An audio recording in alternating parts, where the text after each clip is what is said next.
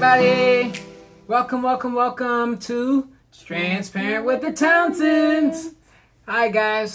So we're getting into honest conversations about infertility. Yep, talking about the fertility journey. So having honest conversations about it.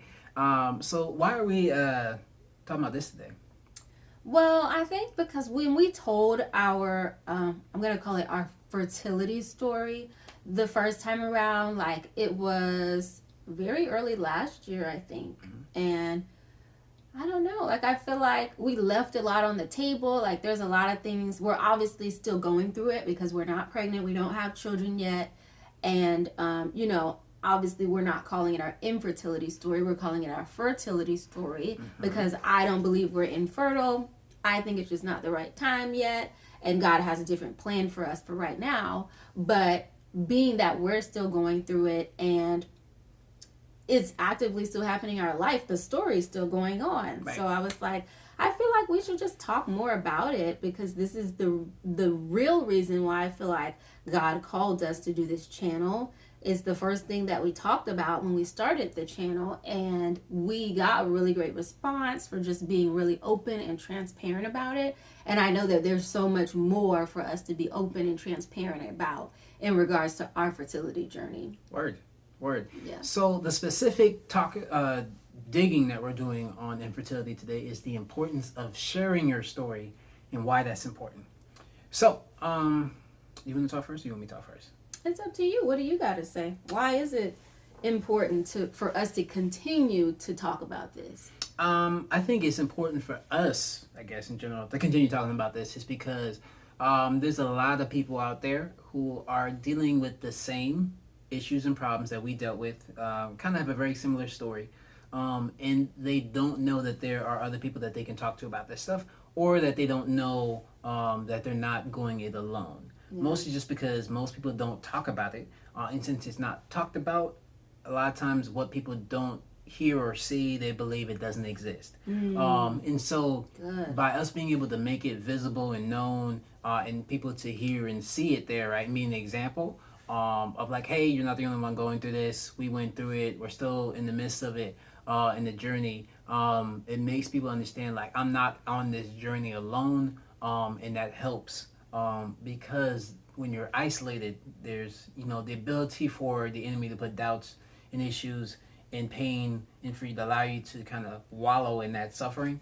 And I think it's important for us to know that we're not alone, because when you aren't alone, it's a easier burden to carry, which I think is a big issue. I think it's important for other people to share their stories too, so that way they can. I talked about this, I think, once in the video before, but it's something that's kind of been, it was a driving point for me at the beginning of last year, which was, if I can speak on it and not have shame or grief about it, right? The enemy can't hold it over my head or accuse me of it. Yep. The moment I can speak honestly and open and transparent about it and be okay and accept it's a part of my journey, it's a part of what I went through, the better and more easy it is for, like, if I take control of the story, right, he can't hold the story over me. Right. That's it. Like, that's the real reason why I think I will never stop talking about this story.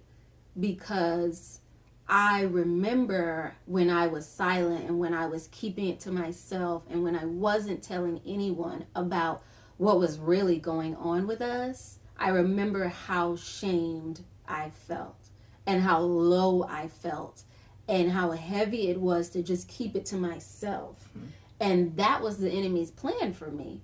Like, he wanted to steal my joy and steal my laughter and my future. And his purpose was to keep me depressed and keep me isolated, mm-hmm, and keep me feeling alone. Like I couldn't tell this thing because I was so ashamed. It was so shameful that I just couldn't share it. And so I didn't.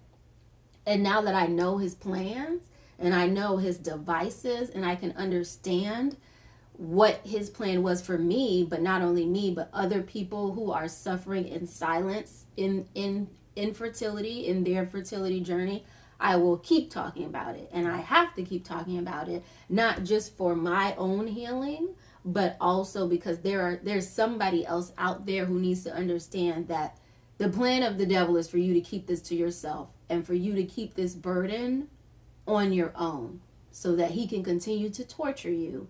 And that is not God's plan for your life. You have to talk. You have to share it with someone. I don't care if it's one person. For me, what happened was I literally told one person outside of my immediate circle, because my family members, like my mom and my sister and my best friend, they knew, but that was it. And I wasn't really talking about it with them. We were talking about it because we were going through it together, but we were barely talking about it to each other. But when I told another person outside of my immediate circle, I immediately felt better. And then I was able to tell another person and I felt better. And then as I started to tell more and more people, I just felt the weight lift up off of me. And I knew that was my path to healing. Like, I have to share this. And God was telling us all along, really, even before I told more people, God had told us to talk about this to share this story as we're doing right now. Like, the idea was already given to us before I started talking out about it. And so once I did, it made sense why God was saying, I've called you to do this, to share your story, your fertility story with other people, because it's your healing. Right. And it's somebody else's healing too. So we're going to keep talking about it. We're still going through it. You know, when God does bless us with a family, I will continue to talk about it because somebody out there needs to hear it. Yeah. Somebody needs to know. I mean, it's clear in the word. You know, you overcome by the word of your testimony and the blood of the Lamb. The blood of the Lamb and the word of your testimony makes you an overcomer. Yeah. And also we makes overcome. You an overcomer. The root of that, obviously, is our belief in Jesus, in his death, burial, and resurrection. But also, after we have moved past that point of belief in him and trust in him, he calls for us to give our testimony. So it's our belief in him and the trust in what he did, in the words of our testimony, that allow us to defeat the enemy's attacks and devices, and allows us to be an example to others how they can get out of their suffering and overcome as well. So I think it's important, and that's part of why we're sharing our story, because it started out with our own healing and giving other people an opportunity to receive healing and come out from the darkness of the suffering. But they need to be able to get there too.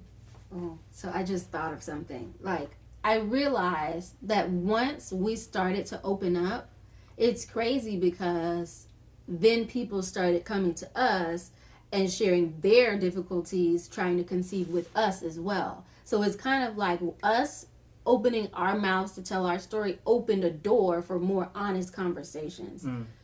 You know what I mean? And it's crazy because after we started, filming these videos and telling our fertility story, I literally met three. Well, so someone else I knew came out and told me they were struggling as well to have a baby and to conceive and things like that. And we had a conversation about that. And it was just nice to talk about it, amongst friends, really. But after we started telling our story, I met a woman who went through the process of IVF, Black woman, Christian woman, and it almost felt like, well, it was providence because I had already started talking about it so that when I met her, I could tell my story freely and she could tell me her story and how she made it through and things like that. And recently, I actually spoke to another person who she was just honestly telling me about her children, and then she went into telling me about her IVF journey, and another woman, Black woman around my age. And it's just so freeing, I think, because she didn't have to open up and tell me that truth. Like, she didn't have to be that transparent with me because she didn't actually know my story. But when she opened that up, I felt free enough to say, oh, actually, this is what me and my husband are going through right now. Like, we're, trying to figure out what our options may be and tell me more about your story. So I think you just never know. Like, it's important to talk about it because you never know who you're going to meet. You never know who's on the other side that really needs to hear your story, because there's so many people out here going through it and suffering alone and in silence. And the more we talk, the more we open up about it, the more communication there is, and we can bear each other's burdens. We don't have to bear the burden by ourselves, because we know this has happened to this person, or this person is going through this, and I'm going through it, or I've been through it too. So let me carry you. Let me help you. Yeah. Word. Yeah. And also, like, I think since we started telling that story, we've kind of started to build a tribe of, like, a community of people now who, like I said, I met more women, and particularly Black women and Christian women, because I think those are the circles that we talk very little about it. Do you know what I'm saying? Like, I think other races, more particularly white people, I feel like it's more likely that they will discuss this topic than it is for other cultures. And particularly in the church, it's just really not something we talk about. And I'm not sure why that is, but there were stories of barrenness in the Bible. You know, the founders of our faith dealt with barrenness. So, or infertility. So it's something that happens, and it happens to believers. Yep. So it's important to continue to talk about it so that you can build a community of people who, not only people who have gone through infertility, but people who haven't, so that you can continue to make them more aware. Because at the end of the day, it really is just about spreading awareness so that people know how to handle this situation if it happens to them or if it happens to someone they know. Yeah. I mean, we're not meant to handle this on our own, because when you try to handle stuff on your own, you are isolated, and the isolated animal is always hunted and considered prey. Guys, we have to understand that God created us for community. He created us for a tribe, for a village. He created us to commune with one another, to be able to lift each other up and encourage one another. That's what the church is, a group of people who are gathered together. So guys, we're supposed to encourage one another. We're supposed to uplift one another. We're supposed to commune with God on it. We're supposed to be able to look to one another to help shore each other up. Because first off, you have that from a faith standpoint, but you also have that not only from a child isn't raised by yourself. You're literally, the best way to do it is raise a child in community. Yep. So it takes the a village. process of actual fertility should be done in the community too. Yeah. It takes a village to raise a child, to conceive a child. Like, it's not something that anybody should be doing on their own. True. So, or at least that's not really what God's intention was. True. His intention was for us to really help one another out. Yeah. True that. Yeah, guys. Well, that's all we really had to say. Hope we were honest enough for you. Well, guys, we love these, and you're going to be seeing more about us doing on this series about honest conversations. It's going to be about the specific topics, Whatever we want to talk about. It's going to be a long group. We'll let you know. Many different topics. Keep watching. Keep connected. Stay connected. Like, subscribe. Yep. Follow us. Do the YouTube things. Facebook. Yep.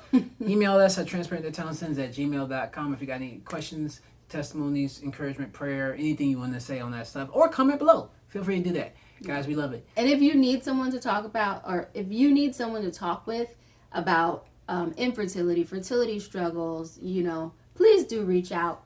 We would love to talk to you and bear your burden. Rejoice with those who rejoice, mourn with those who mourn. We'll do it with you. Community, tribe, village. Okay. All right, guys. Bye. Later.